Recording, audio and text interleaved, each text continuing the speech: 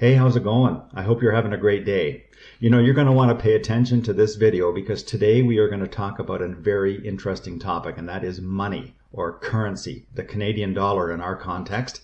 And we're going to talk about the value of that currency at any given moment, and also about inflation or the deterioration of that value over time, specifically as it relates to investing in real estate. And of course, we're going to talk about the importance of investing in real estate as a lever for generating real wealth. So sit tight. We're going to get started right now.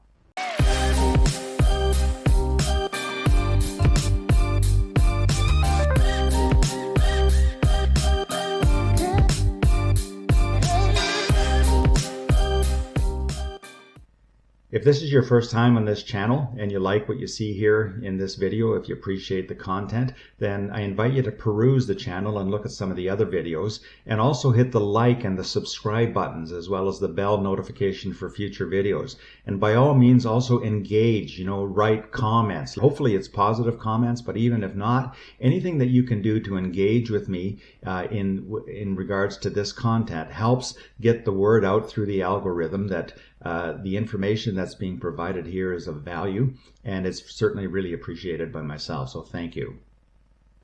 In an earlier video, I touched on a conversation that I had with my 93-year-old father, in which he talked about not only changes in the value of real estate that he's seen over his lifetime, but also the change in real value for an average home when compared to average household income.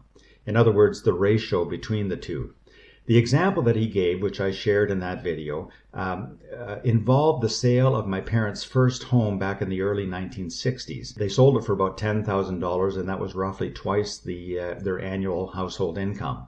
He then compared that to his most recent experience when he sold their home a couple of years ago, shortly after my mother had passed away, at roughly 10 times the average household income for Ontario. And I thought that was an astute and compelling comparative analysis, especially for a 93-year-old. He noted that it's not just that homes have gone up in price, but the percentage of household income going toward housing has risen at a much faster rate. Now, there are all kinds of reasons for this, but in a nutshell, you could say that therein lies the essence of our current housing affordability issues. But that's still only part of the picture. Another part of the picture is the value proposition or association connected to money itself.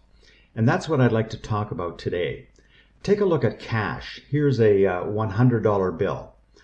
Now imagine that I have a stack of these. They're stacked up high. If you see a stack of cash like that, it's easy to get mesmerized in a way. It's easy to think, oh wow, just imagine what I could do with that. But that's exactly the point when it comes to money. What could you in fact do with that? The answer in some ways is that you can do nothing with it, because it's not the money itself. It's not the cold hard cash that has intrinsic value. In fact, it doesn't serve any useful function in and of itself. You can't eat it, you can't wear it, you can't heat your home with it. Nowadays, with the material that it's made of, you can't even write on it. But of course, we are mesmerized by cash, by money, because despite its lack of intrinsic value in and of itself, in spite of its lack of utility, it represents value and it represents utility. When I was 9 years old, I got my first job of sorts delivering newspapers for the Kingston Whig Standard in Picton, Ontario. I initially applied for that position because my dad shared with me a story that he had read about a millionaire who was a newspaper delivery boy as a youngster, probably about the same age as what I was at that time. And he referenced that experience as being foundational to his business and financial success.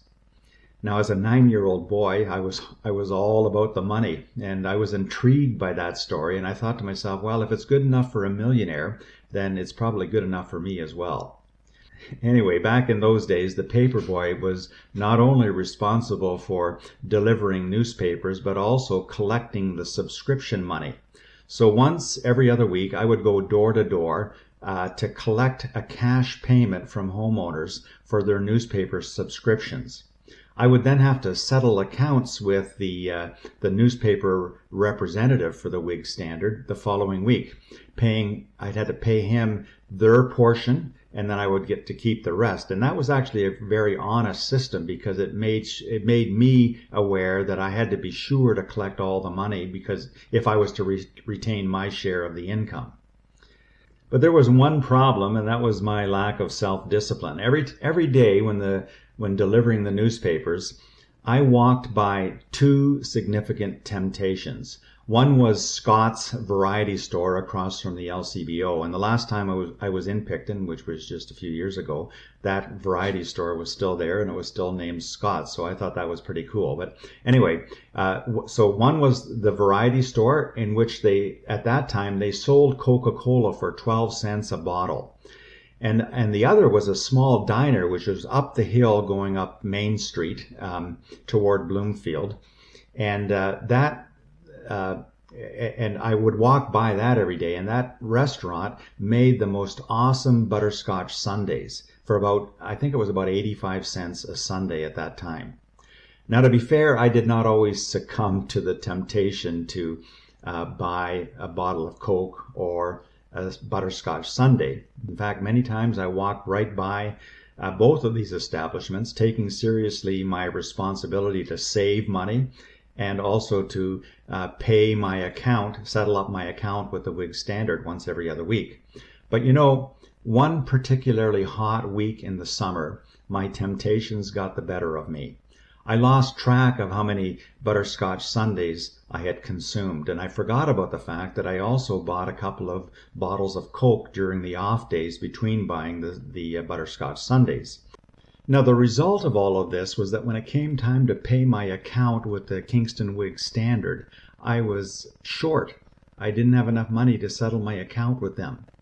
And to say that I was embarrassed, that I was ashamed in having to go to my father to ask for a loan to cover this shortfall, that's an understatement. I was so mortified to see his disappointment in me, and the disappointment that was written all over his face, and to then listen to his soft yet stern rebuke. But it was a lesson. It was a lesson that I learned way back then, and I've carried the consciousness of that all the way to this day today. Now, the thing that I want to draw your attention to here with this story, and maybe it's not even that great of an example or illustration, maybe there are better examples, but one of the things that I want to highlight with this story is the connection that we have to money and how we should actually be thinking about it. I've got this $100 bill here. It's a newer $100 bill, which I know looks quite different from how a $100 bill looked years ago when I was 9 years old. But imagine that this was, in fact, the money that I had earned from my paper route way back then, and that I had kept it in a safety deposit box all these years. And I was only now pulling it out to show it to you. It's still a $100 bill, isn't it? I could take that old $100 bill to the bank and deposit it, and it would be no different than if I took this new bill to the bank and deposited it. It would show as an increase in my account of $100. So really, in a way, nothing has changed, right? Or has it? Well, yes, of course, it has. Back then, in 1967, $100 would buy 117, I've calculated it out, 117 butterscotch sundaes, or more than 830 bottles of Coca-Cola. Today, $100 will buy you 10 butterscotch sundaes or a dozen bottles of Coke if you're lucky. That's quite a difference. $100 today means something quite different from what it meant back then. Now, of course, we all know this. We all grumble about it, even maybe every once in a while when we go to the store and we see how inflation has caused a rise in prices and how our money is going not as far as what it used to even just a few short years ago. But even so, I don't think that we really make the distinction in a way that helps us. When it comes to the concept or idea of money as legal tender, we often fail to make an adequate distinction between what is money and what is value. Rather, we tend to equate money with value. And that equation is so strongly entrenched in our minds that it leads us to make mistakes. Think about this. Have you ever heard the saying, cash is king? You know, depending on what is happening systemically in the broader economy, you can at times hear that saying being bandied about quite a bit. Cash is king. But I would say cash is not king. Yes, it has its place in our economic system. I understand the rationale for its use, and I wouldn't want to do without it. But remember what I alluded to earlier. Cash or money has no value other than that which we attribute to it at any given moment. Cash does not have value in and of itself. What does have value, however, are the things that don't change in their utility or function, the things that we buy with money.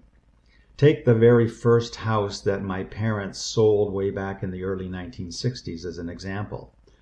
Other than an addition which has been added to the back of that house has not changed in value over all these years. What I mean by that is it still serves exactly the same function as it did when I was there living as a young child. It still has the same utility. It's a roof over your head. It's a living space that protects you from against the elements. It's a place to spend time together with your family, to entertain friends and relatives. It's a place to cook meals. It's a place to go to sleep at night, etc., etc. Even though it sold for only $10,000 at one time, and it might now sell for over $700,000, its value has not changed. You know, the same could be said for a perishable item, a butterscotch sundae or a bottle of Coke or a salad, a Caesar salad. The amount of money that is exchanged for any one of these items has changed, but the utility, the pleasure, the pleasure of taste, the way that it makes you feel after having been consumed, the contribution or lack thereof to your physical health, all of this is exactly the same now as what it was 60 or 55 years ago. Okay, so why does that matter, you may ask? Well, fundamentally it matters to know that wealth is not determined by the size of your bank account. Because money, remember, has no real value. If you look back through history, what does have value and what contributes to real wealth more than anything else is real estate. From ancient times through the Dark Ages, through the Middle Ages, through the colonial period, through the Industrial Revolution, through the times of war and peace, through all of these seasons, all of these years, all of these centuries, to this very day today, the acquisition and the owning of real estate has been the defining hallmark of all those who are wealthy in comparison to those who are not. And yes, money is a tool to be used in the process of acquiring and solidifying wealth, but it is not representative of wealth itself. Anyway, that's my soapbox discourse for today. If you'd like to have a discussion about this or anything else related to real estate or anything related to anything actually for that matter, reach out to me at your convenience. I've got links to schedule a Zoom meeting in the description below. You can also, I've also got my contact information, telephone number, email address, etc. And you can also feel free to reach out to me to see if we can get together for a cup of coffee. I actually like that better than talking over the phone or talking by Zoom, although those other modes of communication are perhaps a little more efficient. Anyway, that's all for now. Have a great rest of the day, a fantastic week, and we'll talk to you again soon. Thank you.